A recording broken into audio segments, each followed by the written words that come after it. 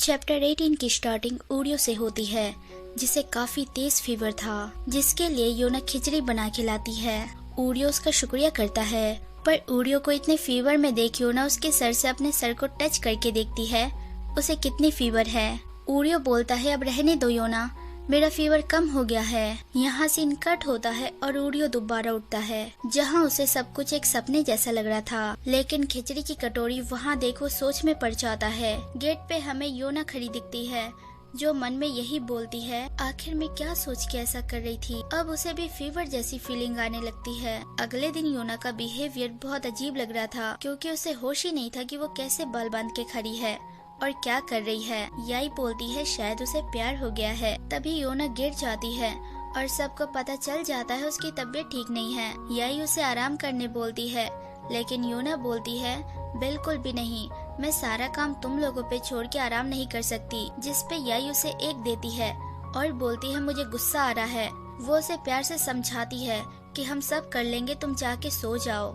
Last में जाके उसकी बात योना के दिमाग में घुस जाती है और योना बोलती है, ऊरियो ने बोला था चाहे कुछ भी हो जाए वो मंदिर की जिम्मेदारी लेगा, तो हमारा भी फर्ज बनता है कि हम डबल मेहनत करें। पर ऊरियो उसे ये करने से मना करता है, क्योंकि एक योना ही है जिसे वो शुरू से देखता आ रहा है, जो मंदिर के लिए कुछ ज्यादा ही मेहनत करती है। और योना से इंस्पायर होके ऊरियो इसकी जिम्मेदारी लेने के लिए माना है। लेकिन अब योना अगर डबल मेहनत करेगी तो ऊरियो को भी उतनी ही मेहनत करनी पड़ेगी, जो काफी मुश्किल है। ये सुन योना स्माइल करती है और दौड़ के ऊरियो के पीठ पे चढ़ जाती है और बोलती है मुझे मेरे कमरे पे छोड़ दो। यहाँ वो अपनी दोनों बहनों को बोलती है ठीक हो के आऊंगी तो तुम दोनों से बहुत काम करवाऊंगी। वो दोनों खुशी खुशी मान लेती है। अगले सीन में योना बिल्कुल ठीक लग रही थी, जिसे ऊरियो घूरता है। असल में उसे लगता था एक दूसरे को समझने के लिए सामने वाले की भावनाओं के प्रति लॉयल रहना चाहिए, लेकिन वो गलत था। वो कभी योना को समझ ही नहीं सका। अब योना के स्कूल में उसकी फ्रेंड दिखाई जाती है, जो आने वाले स्कूल फेस्टिवल के लिए नाटक करने वाली थी। वो भी एक ऐसी कहानी पे जहाँ राजकुमार शाय और नरम स्वभाव का होता है, वहीं राजकुमारी बिंदास और मर्दाना टाइप होती है। यानी दोनों एक दूसरे के अपोजिट होते हैं।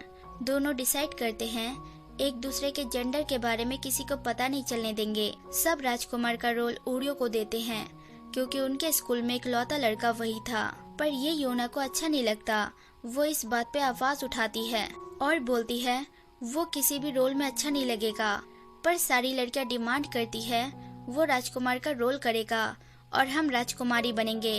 पर योना उन सबको कैसे ही राजकुमारी बनने देती, इसलिए वो खुद राजकुमारी बनने के लिए हाथ उठाती है। अब दिखाया जाता है योना की फ्रेंड बोलती है मुझे पता है तुम्हारे और ऊरियो के बीच में क्या चल रहा है। पर उसकी फ्रेंड बोलती है छुपाओ मत, अक्सर तुम्हें ऊरियो के साथ इशारों में बात करते देखा गया है। असल में उसकी फ्रेंड वैसे भी योना और ऊरियो को कास्ट करने वाली थी, क्योंकि वो चाहती थी योना और ऊरियो करीब आ जाए। योना इसकी बकवास सुन परेशान हो जाती है। वहीं ऊरियो भी टेंशन में था। घर पे दोनों बहनों को पता चल जाता है योना और ऊरियो नाटक में एक्ट करने वाले हैं। लेकिन यहाँ ऊरियो के बिहेवियर में चेंजेस देख याई पूछती है तुम अभी से ही एक्ट की तैयारी करने लगे ऊरियो? वो घबरा के बोलता है ऐसा नहीं है, बस यूं ही। यहाँ नहाते हुए योना भी काफी डिप्रेस दिख रही थी। नहा के आते ही उसे ऊरियो का कॉल आता है। दूसरी ओर से ऊरियो बोलता है मुझे ये एक्ट के बारे में बात करनी है। योना बोलती है तुम्हें वही मना कर देना चाहिए था एक्ट करने के लिए। अब जब तक सब कुछ ठीक नहीं हो जाता हमें एक दूसरे जैसा बनने का नाटक करना होगा। इसे किसी को पता नहीं चलेगा हमारा शरीर बदल गया है।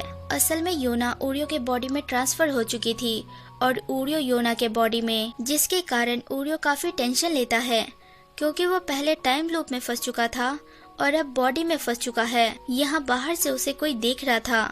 अब हमें कुछ दिन पहले का सीन दिखाया जाता है जब ये स्टार्ट हुआ था। योना उस वीरान मंदिर में थी जहाँ उसने पहली बार अपना शरीर बदला, यानी उसके अंदर ऊरियो आ गया था, जो खुद को देख दौड़ के घर लौटता है। मिरर में देखते ही वो पागल हो जाता है। अपने रूम में उसे उसकी बॉडी में योना मिलती है, जो बिल्कुल रिलैक्स थी। वो बोलती है जरूर इसके पीछे कोई रीजन होगा जो ऐसा हो रहा है।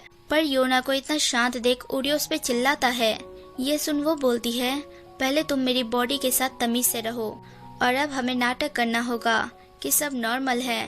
इसके लिए तैयार रहना। अगले सीन में योना वॉशरूम ट्राई करती है जो उसे काफी वियर्ड लगता है, पर दोनों को एक दूसरे का काम करने में काफी ज्यादा प्रॉब्लम हो रही थी, लेकिन वो दोनों बस करते जाते हैं और बाकी दो बहनें उनसे पूछती रहती है सब ठीक तो है। अब दोनों सफाई करते हुए ये बात कर रहे थे कि उन दोनों को इस बारे में बता देना चाहिए, वरना हम दोनों और भी प्रॉब्लम में फंसते चले जाएंगे। तभी वहाँ असाई आ जाती है और बोलती है जल्दी काम करो।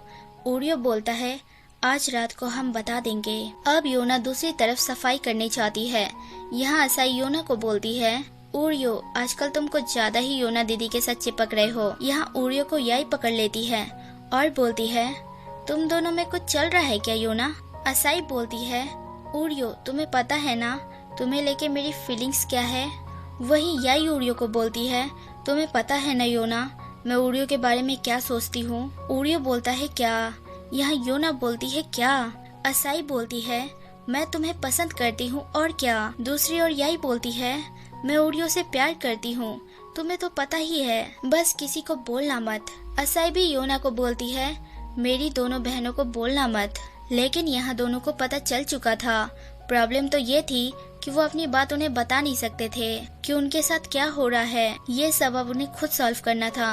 ओरियो को लगता है घर वाले नहीं पहचान पाए तो बाहर वाले घंटा समझ पाएंगे कि किसकी बॉडी में कौन है। लेकिन दूर हमें योना की फ्रेंड दिखाई जाती है जो एक ही बात बोलती है योना आजकल काफी अजीब बिहेव करने लगी है।